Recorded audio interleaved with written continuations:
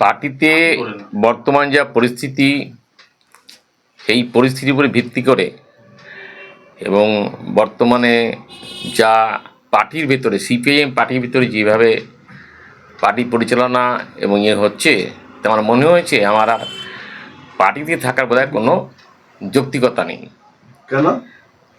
আমরা অমূল্য হয়ে যাচ্ছি পার্টিতে যেভাবে পার্টি ইয়াং ছেলেরা এসে চালাচ্ছে, দেওয়ার চেষ্টা করছে, প্রতিকূল যেরকম চলে গেল, তার মূল্যায়ন হলো না কেন, চলে গেল। সেই জন্য আমারও মনে হয়েছে যে প্রতিকূল যাওয়াটা ঠিক কাজই করেছে। আমাদের না বেরোলে পারে পার্টিতে এগুলো ফিরে আসবে না। প্রতিকূল তো তৃণমূলে চলে গেল, আপনার দল বলছিল যে তার সাথে সেটিং আছে, আপনিও কি? না না, আমি কোনো রাজনৈতিক দলের সঙ্গে যুক্ত হব না। কেন? আমি কোনো দলের সঙ্গে যুক্ত হব না। আমি পার্টিকেও সেটা জানিয়েছি যে আমি শুধু পার্টিটা চাচ্ছি। কি কারণে দলের সঙ্গে বিদ্বেষ? বিভিন্ন কারণে। ধরুন পার্টির বিভিন্ন পরিচালনা করার ক্ষেত্রে পার্টির চরিত্রিক মনোভাব, ধরুন পার্টিতে ঠিক হয় যখন, তখন কোনো কিছু আমি এবারে পার্টি মেম্বারশিপ প্রচুর করছে না। কতজন করেনি ব্যারাকপুরে এখনো আমাদের সব রিপোর্টটা নেই, তাহলেও 60 জন হবে ব্যারাকপুর টিটাগড় মিলিয়ে। রিনিউ করবে না? কতজন রিনিউ করেন? 60 জন মতন হবে, কম বেশি। তাই আপনার 60 থেকে 70 জন সমর্থক আছে যারা এই পার্টির উপরে ক্ষোভ প্রকাশ করছে এবং তার রেমেডি নেই। পার্টি ঋণের কোনো ভ্রুক্ষেপ করতে রাজি নেই। সিপিএম একটা যেটা জিনিস আছে আত্মসমালোচনা করার সুযোগ দেওয়া, সেটা কি বন্ধ হয়ে গেছে? একদম বন্ধ হয়ে গেছে। কোনো আত্মসমালোচনা হয়ই না এবং জায়গাও নেই। প্রতিকুর রহমান বলছে যে গব্বর সিং আ জায়গা, কি বলবেন? না, আমি সেই সময় একমত না।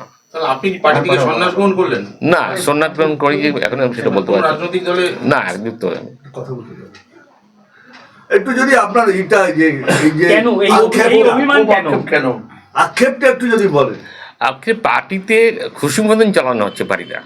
হ্যাঁ, পার্টিতে কোনো আলোচনা ভিত্তিক আলোচনা করা হয়, ধরুন আলোচনা করে সেই সিদ্ধান্তর ফিডব্যাক দেওয়া হয় না, কমেন্টটা জানতে পারে না। বিভিন্ন প্রশ্নে ব্রাঞ্চ লেভেল থেকে শুরু করে, আমি যেহেতু ব্রাঞ্চ লেভেলে আজকে আমি পার্টির এসএফআই রাজ্য কমিটি থেকে মেম্বার ছিলাম। আমি দীর্ঘদিন এবং এত হয়েছে কোনো জায়গায় প্রেসিডেন্ট দেওয়া হয়নি এবং মেম্বার সিকিউরিটি আমাকে কেড়ে নেবে সেই হচ্ছে, তাই প্রতিযোগিতা নেমেছিল পার্টি, লোকাল পার্টি। এই পরিস্থিতিতে তাহলে পার্টির ভবিষ্যৎ কি দেখছেন? ভবিষ্যৎ খুব খারাপ। ভবিষ্যতে পার্টি যেভাবে চলে, পার্টিতে শূন্য শুধু না, কোথায় দাঁড়াবে বলা মুশকিল। এক্ষেত্রে কি রাজ্য সম্পাদক, আপনাদের যে রাজ্য সম্পাদক, সেখানে আর কি কোনো ভুল ত্রুটি বা কিছু আছে বলে মনে হয়? শুনুন, রাজ্য সম্পাদক তো একা না, এটা টিম। আমি সেই টিমটার কথাই বলবো। আমার ভালো সম্পর্ক আছে, খারাপ সম্পর্ক নেই আমার সেলিমের সঙ্গে। জানিয়েছেন না,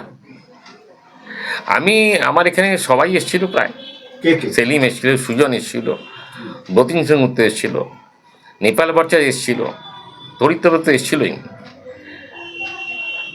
আর কার নাম বলবো? তাহলে পরবর্তী পদক্ষেপ ভোটের আগে কোনো ধাক্কা? হ্যাঁ, আপনি এরকম পার্টি ছেড়ে দিচ্ছেন, ভোটের আগে কোনো ধাক্কা? পার্টিকে ভাবতে হবে যে আমরা কি করব এখন। পার্টি এত প্রায় 100 জনের মতন লোক, পার্টি কমরেড পার্টি থেকে বেরিয়ে গেল, তার মূল্যায়ন কি পার্টিতে? আপনার পরবর্তী পদক্ষেপ জানাননি।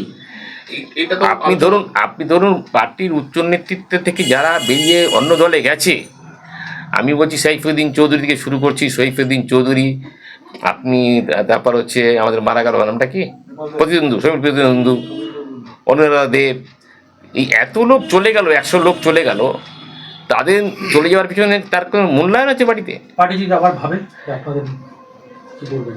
আপনাদের মধ্যে প্রবীণ লোক পরবর্তী পদক্ষেপ কেন? আমি আপাতত আমি পার্টিতে ছাড়ছি।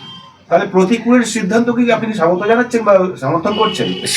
সব সিদ্ধান্ত সাহস জানাতে পারবো না, কিন্তু প্রতিকূল যেটা করেছে, একটা ইস্যু তুলেছে, সেই ইস্যুটা গণতন্ত্র নেই, সত্যি তো পার্টিতে গণতন্ত্র নেই। আপনার বক্তব্য শুনে যে না না সম্ভব না, হ্যাঁ? সম্ভব না, কি সম্ভব না? প্রার্থী দেওয়া সম্ভব না। হ্যাঁ, সিপিএম দিতে পারবে না কেন? ওই আপনার বামপন্থী মিলিয়ে মিলিয়ে জোড়াতাড়ি মিলিয়ে প্রার্থী দেবে, কোথায় প্রার্থী দেবে? প্রার্থী নেই, দেবে কি করে? তাহলে ভোট কি করে হবে? কি করবে করবে কংগ্রেস সিপিএম? আপনারা সবাই জানেন যে ভোটের এখন সিপিএম এর অবস্থান কি আছে, আমার নতুন করে বলার ব্যাপার নেই। কি অবস্থান নিয়েছে?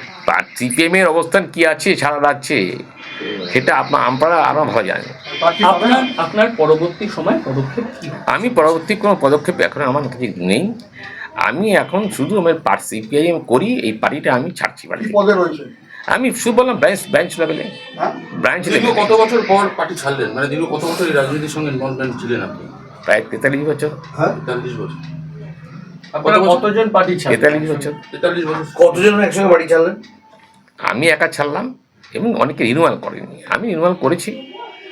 রিনিউয়াল করে অনেকে রিনিউয়াল করেনি, রিনিউয়াল ড্রপ দিয়ে দিয়েছে, তাদের থ্রেট করা হচ্ছে রিনিউয়াল কেন করবে না, আপনার শূন্যস্থানটা কারা ঠেট দিচ্ছে? বলতে পারবো না। কারা ঠেট দিচ্ছে? পার্টির লোকেরা থ্রেট দিচ্ছে, পার্টির লোকেরা কারা তারা? পার্টির ব্রাঞ্চ সেক্রেটারি বা এরিয়া কমিটির মেম্বার, এরকম। কেন ঠেট দিচ্ছে না? রিনিউয়াল করতে হবে। রিনুয়াল রিনিউয়াল করছো না কেন? করছে না কেন? পার্টি মেম্বারশিপ রিনিউয়াল কেন করছো না? আপনি নির্ণয় করেছেন? আমি রিনিউয়াল করেছি। আপনাকেও কি ঠেট দেওয়া হয়েছে? না, আমাকে করতে হবে। একটা সময় পার্টি মেম্বারশিপ পাওয়ার জন্য ভয়ানক খারাপ পরিস্থিতি, পার্টিতে গণতন্ত্র নেই বলে এটা হচ্ছে। পার্টি যদি গণতন্ত্র থাকতো, জ্যোতি বসু তাহলে প্রধানমন্ত্রী হতো। জ্যোতি বসু প্রধানমন্ত্রী হতো যদি গণতন্ত্র পার্টিতে থাকতো। সেই দিন শেষ হয়ে গেছে। ঠিক আছে, তাহলে প্রতীক তো ঠিকই বলেছেন মনে করছে, আমি বললাম সব সমস্যা আমি সমাজ করতে পারবো না। আলাদা করে